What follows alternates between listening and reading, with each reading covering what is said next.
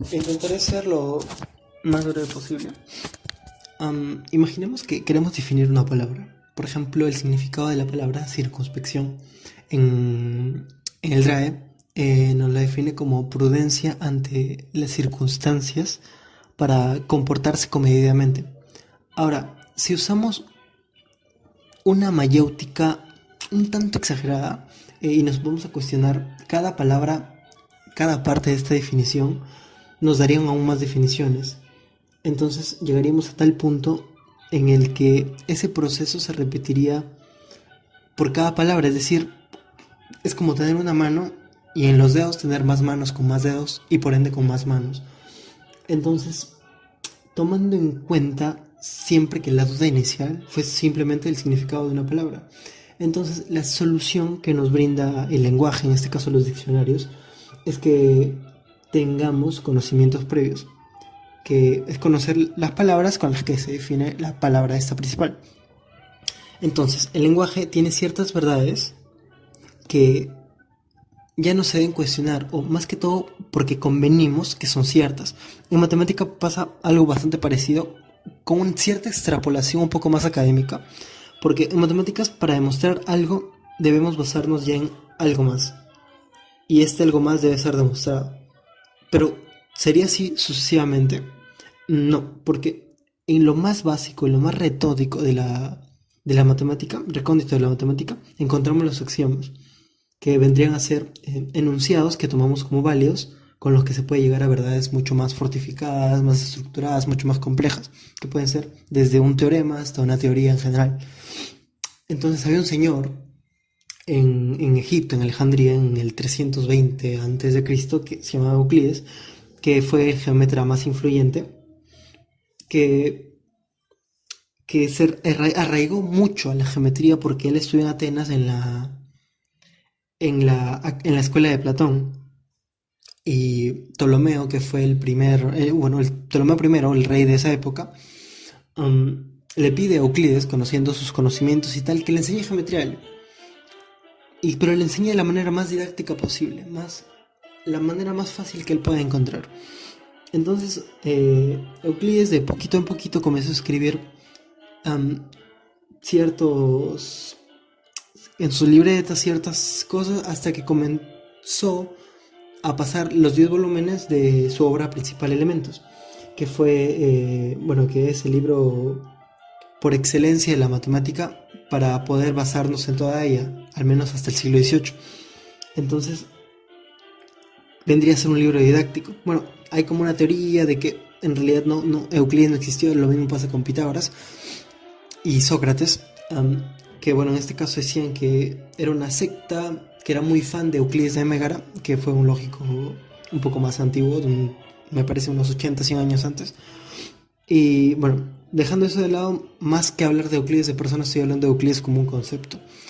Mira, hay un salto de acá hasta el siglo XVIII, cuando los pilares, los referentes fundamentales de la ciencia, era la mecánica de Newton y la geometría de Euclides.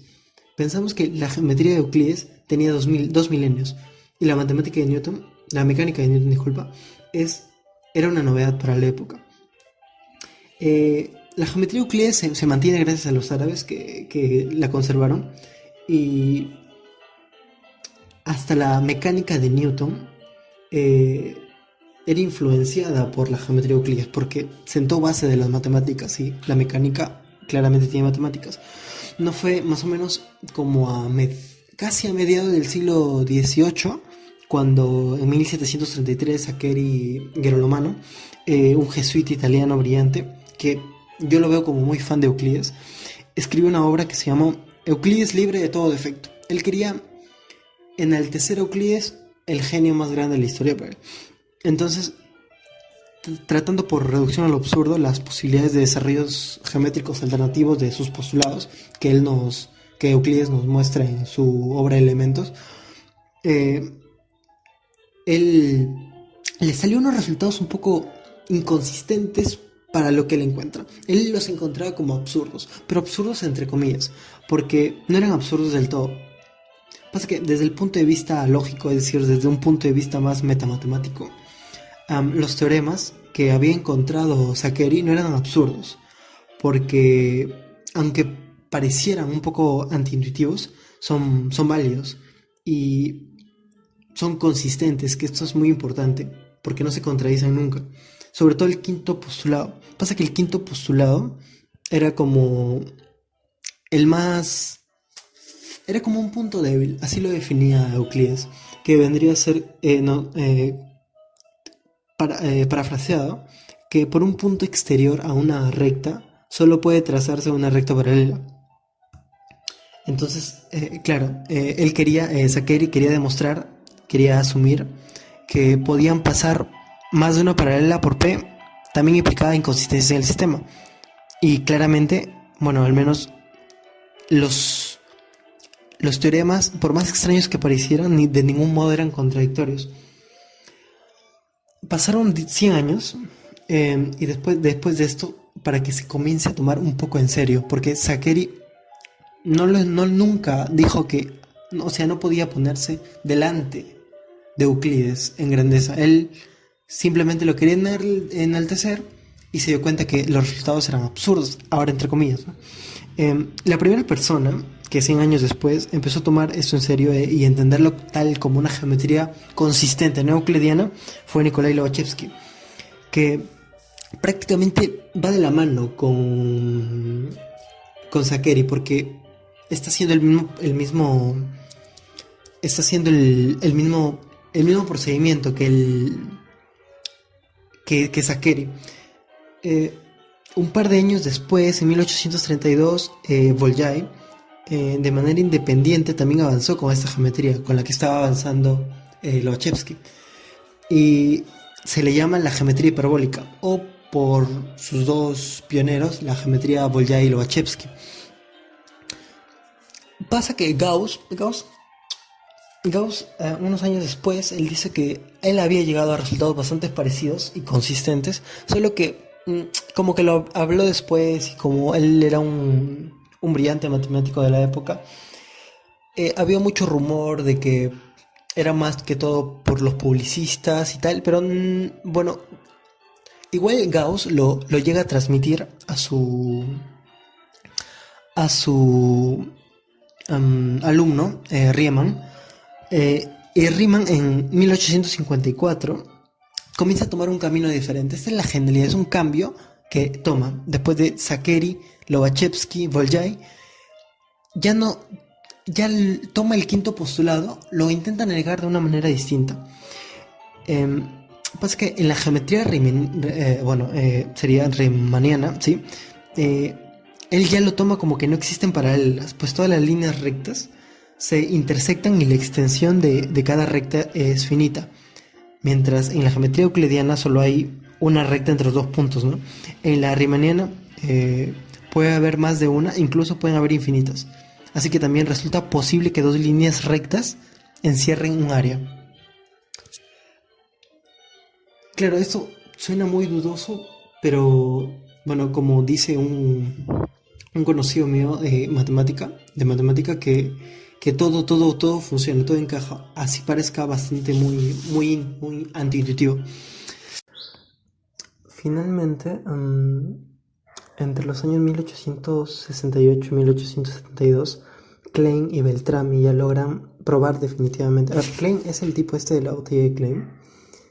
Esta botella es súper preciosa que no tiene ni interior ni exterior. Hay un texto, un paréntesis, hay un texto muy curioso, se llama Planilandia de Edwin Abbott, que lo leí para la universidad, que nos habla del señor Cuadrado. Un cuadrado, en realidad es una sátira, ¿no? La novela esta, sobre la época de la Inglaterra victoriana. Algo así como Rebelión en la Granja y así, pero esto trata específicamente ya no de animales, sino de cosas, de superficies. Y en un sueño esta figura 2D va al mundo 1D y más o menos le explica, y estos tipos del 1D no entendían, es imposible para ellos que existiese algo superior a ellos, ¿no? Ya bueno, algo así es lo que se nos confunde a nosotros cuando nos hablan de que un triángulo no puede sumar, los ángulos internos de un triángulo no pueden sumar más de 180 grados. cosa que en otras geometrías sí sucede. Entonces decía que Beltrami, el libro este, el texto lo voy a dejar en la descripción, el PDF. Beltrami y Klein ya logran probar definitivamente la consistencia de las nuevas geometrías. Ojo, que cuando hablo de la consistencia de las nuevas geometrías, tengo que hablar de la consistencia de la primera geometría, porque sin una no hay otra. Es un poco relativo el término, y por eso, por ende, tanta confusión. Bueno, básicamente un método que usan es el de sustituciones basado en correlaciones tipo diccionario, como la estrategia que usa Kurt Gödel en el teorema de la incompletitud. Como conclusión, querría mencionar que la vieja geometría euclidiana sigue vigente, pero reducida a ser solo uno de los tres casos especiales en el marco de una visión generalizada de la geometría. Se ha producido como el descenso de Euclides del pedestal donde perduró por más de 2200 años. ¿Qué quiero decir con esto? Que por 2200 años pensamos que existía una sola geometría, hasta que llegan unos cuantos genicidos y, no genios, todos señores mayores, y nos dicen que existen dos más, que todo lo que conocíamos en ese aspecto era solo un tercio. Esto no solo tiene relevancia en la matemática y en un mundo abstracto que jamás veremos, ¿no?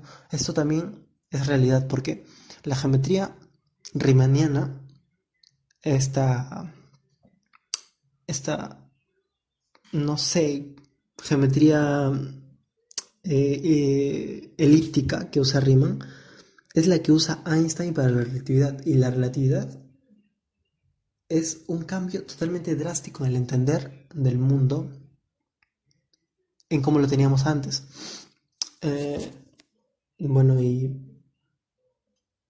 es un cambio muy importante para el entender del mundo, en decir tanto para la ciencia como para la trascendencia del ser humano en la Tierra.